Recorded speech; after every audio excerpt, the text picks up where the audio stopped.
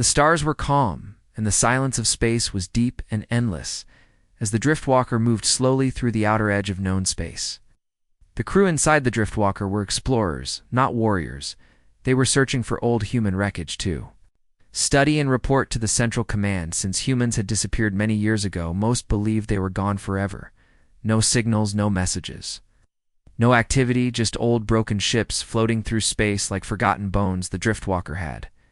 Scanned over 50 human relics before, and all were quiet, all were cold, all were empty. But on this day, everything changed when they found something large.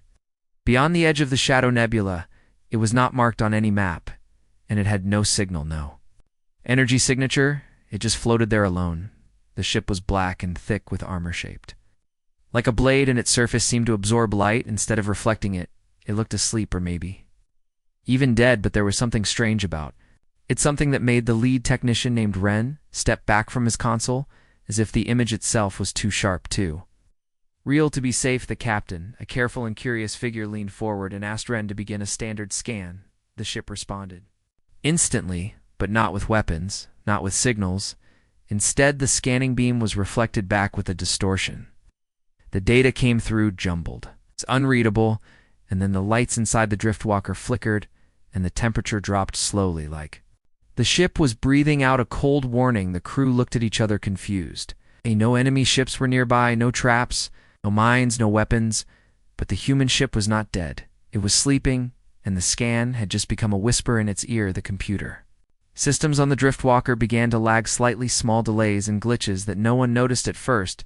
The scanners lost focus and realigned without command. The navigation display turned off and back on twice, and then finally the central screen went black and showed one message in bold red letters. Stop. Ren tried to shut off the scan, but the controls did not respond. The ship was no longer under their full control. The engine slowed without orders. The ship turned slightly toward the human vessel, and the entire crew felt something heavy pressing against their minds, like a presence. Not a voice, not a language, just something ancient, something watching them. And then the human ship lit up. Its hull came live with slow waves of red light moving across its surface like veins waking up from deep sleep. The crew could not look away as the ship opened small panels, revealing rows of dark gun ports, and deep inside the ship something moved, something not visible but powerful, something that had been waiting for a long time. The captain ordered all systems reset. He ordered the ship to pull away and retreat, but the Driftwalker did not move. The engines were frozen. The main power was still running, but none of it answered the crew anymore. And then a voice came, not through the radios, but directly into their ears, into their heads. It was a voice that sounded human, but also full of static and weight. It said only one sentence: "You have touched the grave, you will be judged." The crew was in panic now. Several tried to override the systems, others ran to engineering, and one even tried to send a physical beacon into space. But every action failed. Nothing left. The Driftwalker, no signals, no energy, no escape, and the human warship continued to watch them. The silence was not peaceful. It was full of pressure, like the moment before a storm. The captain stood still, staring at the screen as the human ship turned slightly, revealing its full shape. It was far larger than they first thought, much larger than any known ship from the old wars. Its engines were ancient, but still alive, still glowing, and then a sudden pulse of energy spread across the Driftwalker. Not an attack, just a wave, like a final breath before the storm. And all the systems inside the Driftwalker shut down, the lights, the controls, the engines. Everything stopped, and the crew stood in that darkness, breathing heavily, hearing nothing but their own fear and the distant hum of something beyond their understanding. Ren whispered into the dark, "This is not a relic, this is not a machine, this is a warning, and we were never meant to find it." And slowly, the human warship began to move, not toward them, not away, just turning, scanning, watching, remembering. The crew did not speak anymore. No one gave orders. No one asked questions. They all knew deep inside their minds that whatever they had found was not sleeping anymore. It was awake, and it was angry, and the moment they had scanned it, they had crossed a line that could never be erased. And far in the distance, deep in the control systems of the human warship, an old forgotten protocol finished loading, in a new cycle began one written long ago by human hands that had died screaming, promising that if anyone touched their legacy, they would face the last defense of humanity, and there would be no second warning.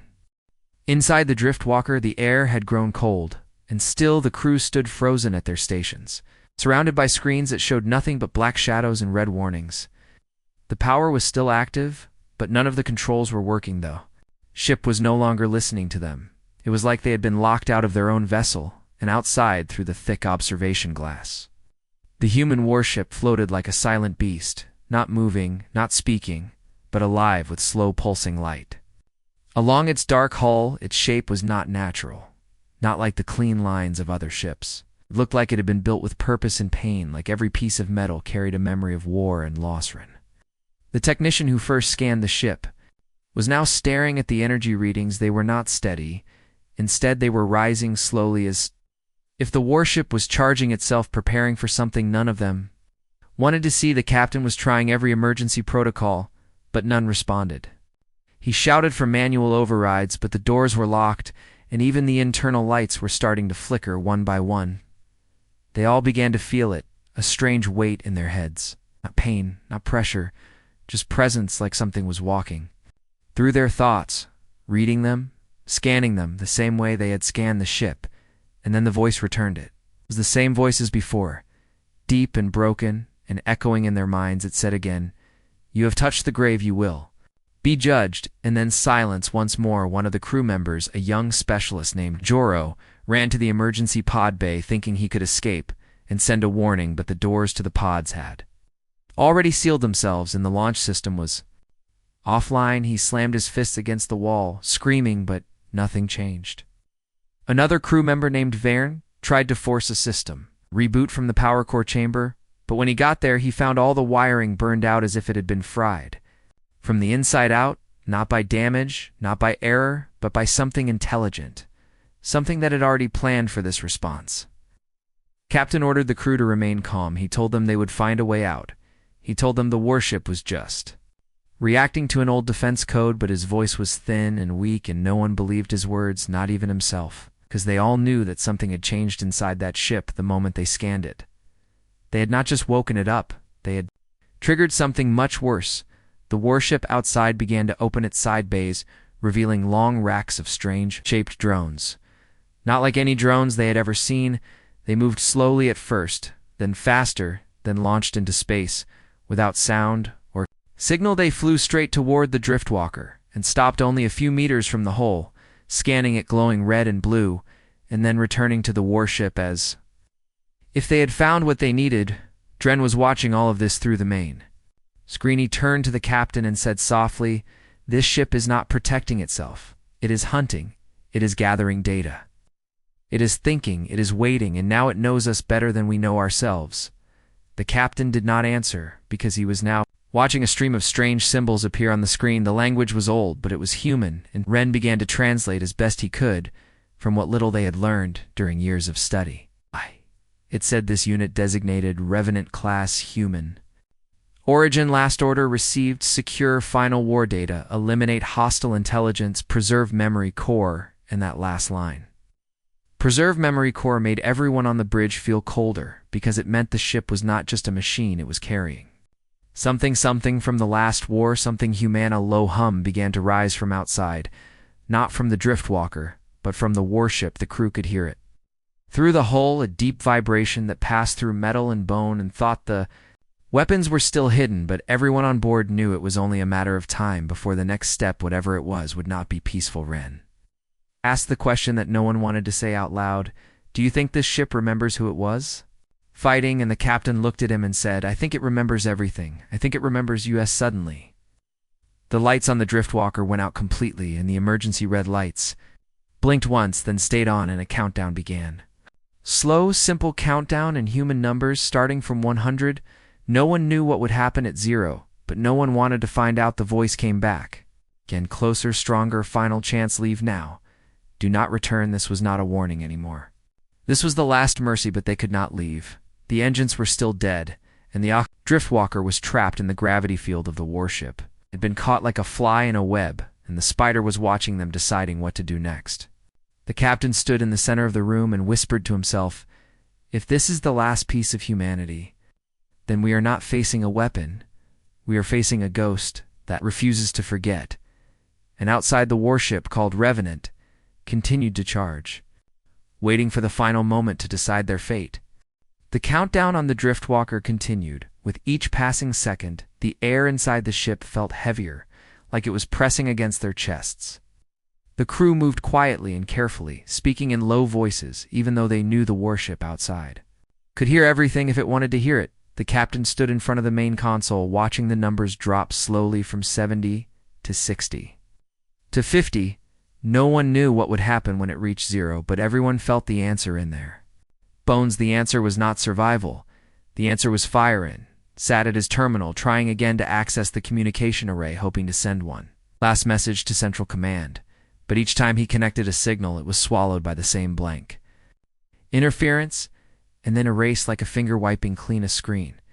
It was not a normal jamming field. It was something more like the warship. It was not just blocking messages, but deciding which ones deserved to be heard, and none of theirs passed the test. Giroux was pacing back and forth near the emergency bay, still hoping the pods would open, still hoping a door would unlock, but everything stayed shut.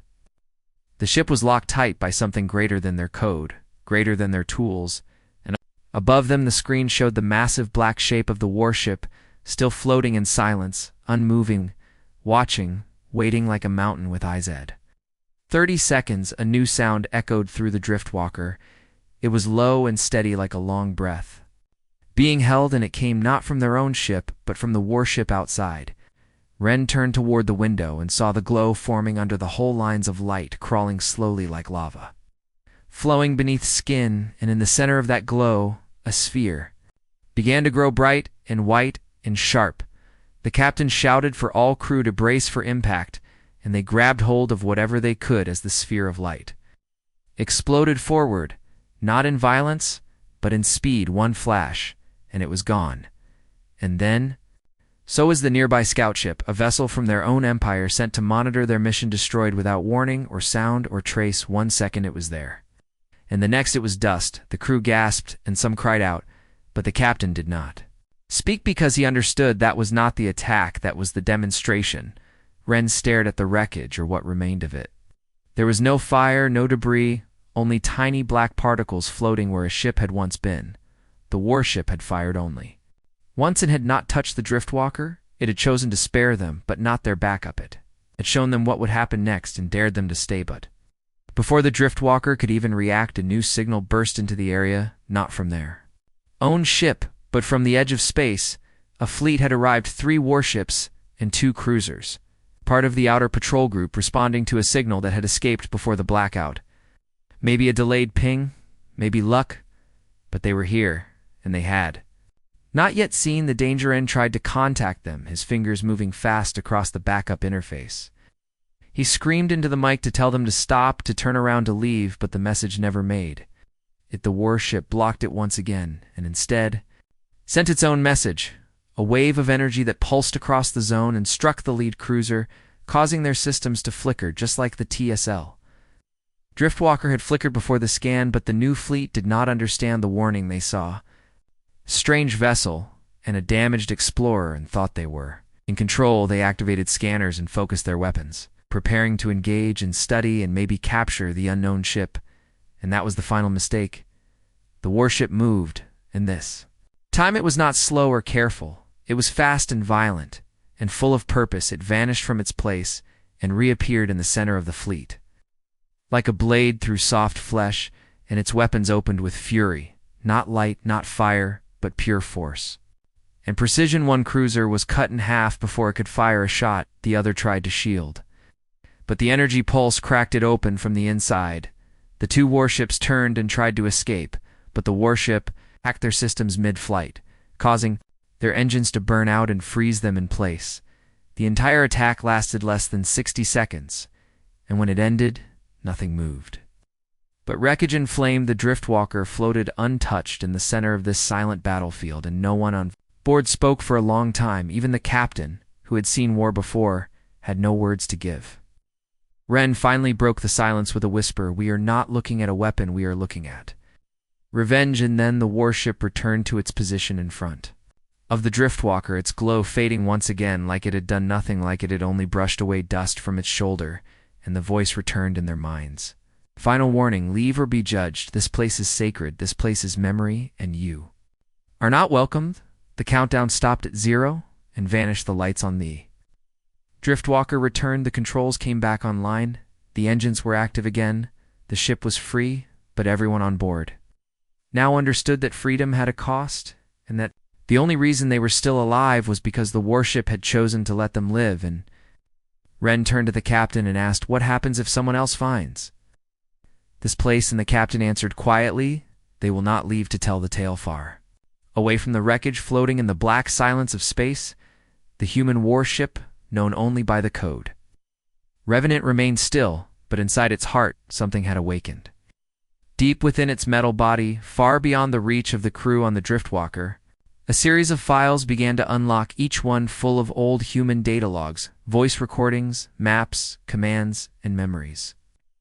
This was the real purpose of the warship. It was not only made to destroy, it was made to remember long ago, before the galaxy had gone quiet, before the last human colonies had vanished. There had been a final war, one that most species refused to talk about, one that had wiped out millions of lives and left deep scars across many systems. During that war, humans had been pushed to the edge, entire planets had been burned, entire fleets lost, and when hope had almost vanished, a group of last engineers had created the Revenant Project. It was a desperate idea to build a ship that needed no crew, one that would carry the knowledge of what had happened, one that would survive no matter how long the silence lasted, and one that would awaken if anyone ever dared to disturb it. The Revenant was built in a secret orbit far from the main war zones by tired hands and tired hearts. Who knew they might not live to see the end of the battle? The ship was given armor thick enough to survive starfire, weapons strong enough to punch through anything. In a mind that was half machine, half memory, it was told to wait in silence and watch, and if ever touched it, would act not with anger but with purpose. And now that purpose had returned inside the Driftwalker. Ren was going through the restored data stream, his fingers shaking as he translated each file. The messages were raw and full of emotion. Some were recordings of old human officers saying goodbye to their families. Some were orders written in panic as fleets fell apart. Others were personal thoughts shared by engineers who had poured their souls into the Revenant. Before they disappeared into history, Ren read them out loud to the rest of the crew, and the room was silent except for his voice. One log said, "We do not know if anyone will survive, but this ship will, and if anyone ever finds it, they must know that we tried, we fought, we lost, and we made sure that no one would ever forget us." Another log said, "This ship is not just metal and code, it is memory. It is proof that we existed. It is the last grave, and if you disturb it, then you disturb the dead." The captain listened with heavy eyes and a heavy heart, and began to understand that the warship was not angry because it had been scanned. It was reacting because it had been violated. It had been trusted to carry a legacy, and that trust had been broken by those who came without respect or understanding. Ren kept reading until he found the core command. One final sentence written in bold at the bottom of the old mission file. It said, "Preserve memory, protect the truth, and punish those who try to erase us." That was the soul of the Revenant. Not rage, not hate, but duty, and that duty had been activated the moment the Driftwalker had fired its scan outside the warship. Still waited, calm now, quiet again, but still awake. It had tested the intruders, it had given them warning, and it had destroyed only what was needed to make its point clear. It was not a monster, it was a message, and the message was not meant for only one species. It was meant for the entire galaxy.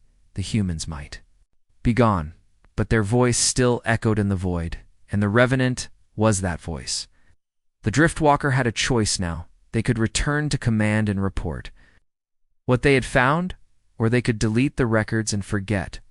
But deep down, the crew knew forgetting would be another insult, another wound in the warship.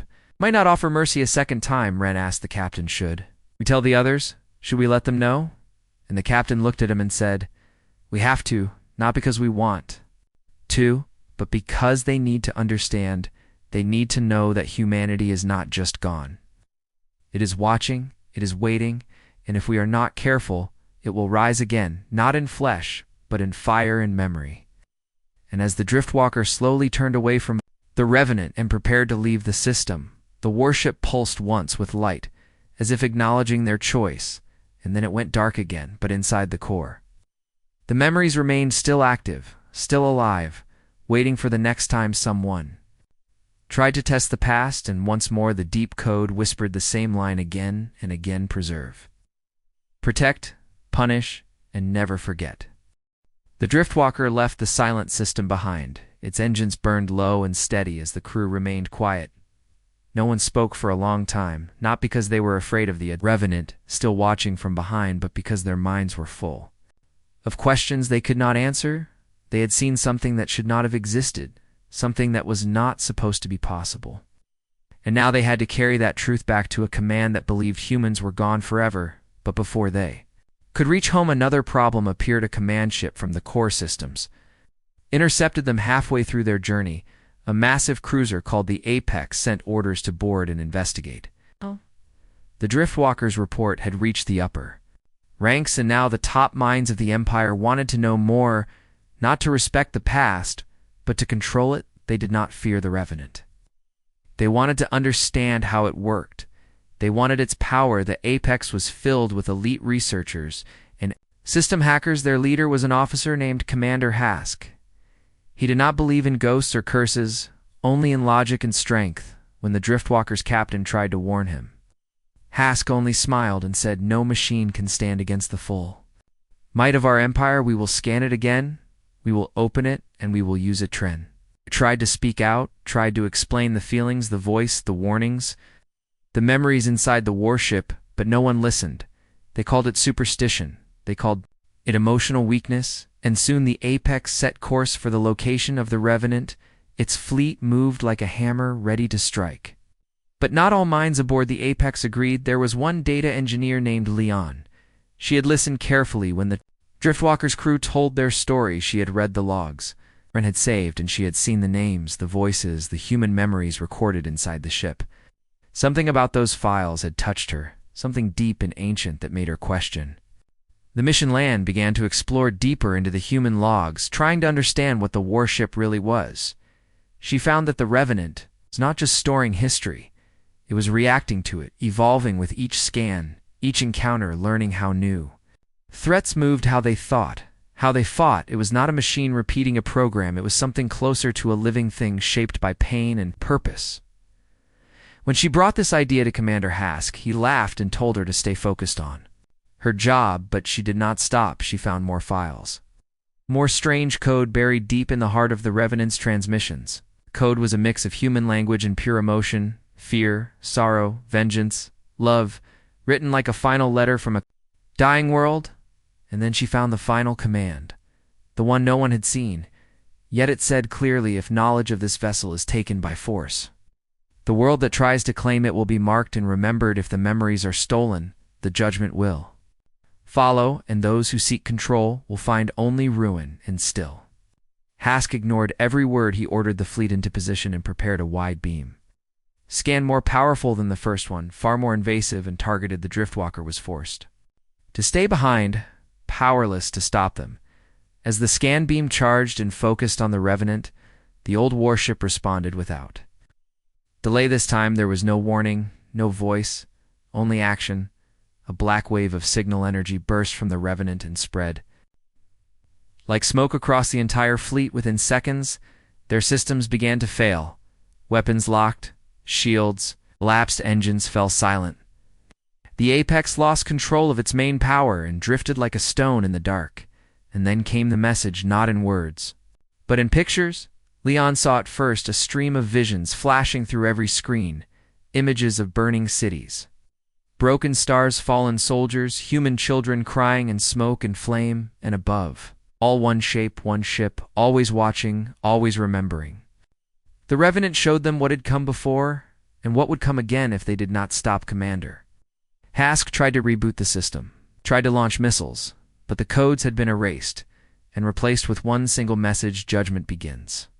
Now the Revenant opened its gun bays and took aim not at the Apex but at its fuel core, ready to send a signal through destruction, a final message to all who would follow. But Leanne stepped forward. She connected to the communication line still open from the Driftwalker and spoke a single word: mercy, not because she believed the warship would listen, but because she believed it had once been human, and somewhere inside it might still understand. The warship paused, its lights dimmed for one long second, and then the weapons closed again, the energy levels dropped, and the fleet was left floating untouched but marked, and the voice returned not with threat, but with memory. One chance was given. Take it and never return. Apex turned back broken. And quiet, the crew stunned and changed forever, and as the Revenant once again faded into darkness, Leanne whispered to herself, they did not leave a machine. They left a soul, and now that soul watches over all who dare disturb the grave of humanity. The Empire did not take the loss of the Apex fleet as a warning. They took it as a challenge, and within days, new orders were sent from the Central Command. Hidden deep inside the Iron Moon they called Citadel Prime, the high leaders believed the stories were exaggerated, the files recovered were declared incomplete and full of false emotion, and the warnings sent by Leon were dismissed as weakness. In fear to them, the Revenant was not a grave, it was a treasure, and treasures were meant to be claimed, no matter the cost. The command began assembling a new force larger than any sent before ships, with reinforced AI armor fleets designed for siege and deep system penetration. Their mission was simple: capture the human warship, extract its core, and bring it back for study. And if it resisted, they were to break it apart. Piece by piece, they named this new armada Operation Silence. But the irony was lost on them. They did not understand that silence was never the goal of the Revenant. It had always been a voice, and that voice had only just begun to rise. Leon and the Driftwalker crew were held in a secured station far from the front lines. They were not trusted anymore, their minds seen as corrupted by contact with human tech. But still, Leanne found a way to speak. She began sending quiet messages into the system, hidden inside system updates and maintenance files, messages that told the truth about what they had seen, what they had felt, and what they had barely survived. And slowly, those words began to spread, not in the upper ranks, but among lower crews, maintenance workers, ship engineers, data analysts, people who had nothing to gain from war and everything to lose. Some of them began to question the mission, others began to prepare for something worse, and one by one, a quiet resistance began to form, a network of people who did not want to awaken the full wrath of what slept inside the Revenant. Leanne had become something more than a whisper now. She was a name, passed from station to station, a symbol of memory and warning, and the more her message spread, the more nervous the command became. Meanwhile, far in the cold void, the Revenant remained still, but not unaware. Its systems were awake, its mind watching. It knew what was coming. It had seen the fleet gather through long-range scans, and it had traced their communication lines back to the source it had listened and learned. And now it began to prepare not for battle, but for judgment. The warship started transmitting short signals across old human channels, fragments of recordings, maps of destroyed colonies, pictures of lost families, sounds of human voices singing in the dark. These signals reached deep into space. Some were caught by passing freighters, others intercepted by remote listening stations, and even though many were deleted, some survived, and those who saw them began to feel something they could not explain. Not fear but sorrow, not anger but regret, and that feeling spread like fire under the skin. When Operation Silence reached the outer zone near the Revenant, they found nothing at first. No signals, no movement, no threat. They believed the stories were wrong, that the Driftwalker crew had imagined it all, and so they began their work.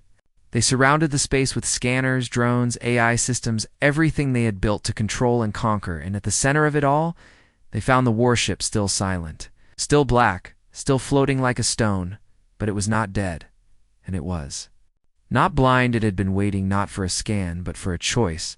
As the final scan beam locked onto its core, the Revenant came alive, not with noise, not with speed, but with light. A burning ring of fire circled its hull, and from within its walls thousands of drone units launched at once, moving like a storm of metal, each one guided by the same mind, the fleet fired back. Instantly, missiles, energy bursts, gravity warheads, but nothing worked. The drones weaved through everything like they knew the battle.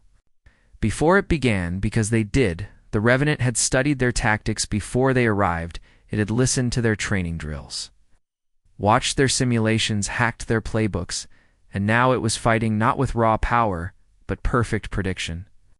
Every move they made had already been answered, and in less than 10 minutes, half the fleet was gone, and the rest frozen in shock. Unsure how to respond, unsure if they even had the right to fight something so ancient, so focused, so full of purpose. The edge of the chaos, a message came through a secure line, hidden and encrypted. It was Liange. She had broken free with help from those who still believed in memory. She sent one simple phrase to the Revenant: "We hear you."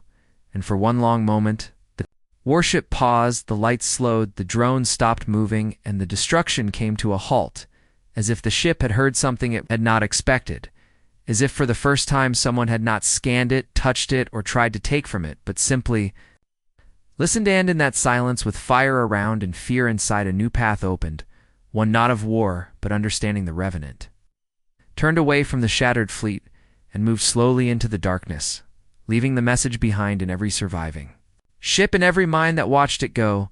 Memory is not weakness, it is warning, and those who forget will always return to the fire they once escaped. The silence that followed the final retreat of the Revenant was not peaceful, it was heavy like smoke that lingers after fire, like the silence inside a room where truth has just been spoken. The remains of the fleet drifted and shattered. Formation: broken ships spinning slowly across the cold stars, their systems barely working, their crews too stunned to speak, too shaken to move. Many had not expected to survive, and even those who lived would never be the same again. Them. Command back on Citadel Prime received no full report, only fragments, partial feeds from broken ships, emergency logs full of static and fear, and one final message sent from a captured drone left behind by the Revenant, a message not made of words, but made of memory. Within that file were images from Earth, not from its height, not from its fall, but from its final days. Families hiding beneath ruined cities, soldiers standing shoulder to shoulder in burning rain, engineers placing hands on steel before sealing it forever, and one small child staring at the stars through cracked glass, asking a question no one could answer: "Are we gonna?" The leaders tried to erase the message, but it spread before they could catch it, downloaded, secretly shared, quietly passed from one device to another until it lived in the shadows of their network like the ghost of something they had tried to bury too deep. Lianne became more than a name. She became the face of those who remembered, the face of those who chose not to fight the past, but to protect it. And the Driftwalker was recalled not for punishment but for questions. The crew were asked what they saw, what they heard, but more than that, what they felt, and the answers were never the same. But always truth. They said the warship was not alive but not dead. It was not human but not machine. It was something in between. A creation with purpose so strong it survived the end of its makers, a guardian of memory that would never sleep again. They said the warship did not hate it, judged it, did not attack it, responded it did not destroy out of rage but out of reason. And most of all, they said the warship was still out there, still watching, not because it had to, but because it had chosen to. And that was the most terrifying truth of Alan. The cycles that followed the Empire changed not quickly and not fully. But the shift had begun, the idea that power was not enough. The idea that some things should be left undisturbed began to take hold in secret rooms and quiet halls. New policies were written about relics of war, about ancient signals, about the treatment of old human zones. Words like forbidden and sacred began to appear on star maps, and slowly the edges of human space were no longer explored but respected. Lianne disappeared from the public view, but she had already done what she came to do. Her words, her warnings, her memory had grown larger than her voice, and her story lived without her. Some say she still moves between systems under different names, always listening, always searching for signs that the Revenant has moved again. Others say the warship returned to its resting place and would sleep for another 1,000 years, but a few believe something else entirely. They believe the Revenant was never alone, that Earth did not send just one, that more ships like it were built and scattered Across the stars, each with their own mind, their own mission, their own memory, waiting for the signal that would bring them to life, and those who believe this do not sleep well, because if even one more awakens, the galaxy will remember not what humans built, but what they became in their final breath. And so the stars remain quiet, and the systems around the revenant grow darker, as fewer ships enter its zone, and those who pass near it turn off their scans and whisper small apologies as they leave, not because they expect an answer, but because deep down they know someone is listening, someone who has always been listening, someone who remembers everything far beyond the edge of the charts. In a system with no name, the black Warship rests, its lights dim, its hull covered in dust and time, but inside the core a pulse still beats slow and strong, and in that pulse are the names of those who built it, the names of those who died, and the names of those who will come one day seeking answers they are not ready to hear. And when that day comes, the revenant will rise, not to destroy, not to punish, not to claim victory, but to remind the stars of a truth older than war, older than fear, older than silence, that memory is power, and that humanity, no matter how lost, no matter how far, will never truly disappear. The galaxy moved on, as it always does. The empires traded and built the planets, turned the stars kept burning, but in the silence between systems, in the dark, where no maps reached, a memory still lingered, not just in data, but in the hearts of those who had seen the revenant, those who had stood before it and lived to tell the story, a story that was no longer a warning, but a legend passed from mouth to mouth across stations, across ships, across generations. They spoke of a ship that carried the voices of a fallen people, a ship not made of wires and steel, but of purpose and sacrifice, of love turned into code, of hope burned into metal.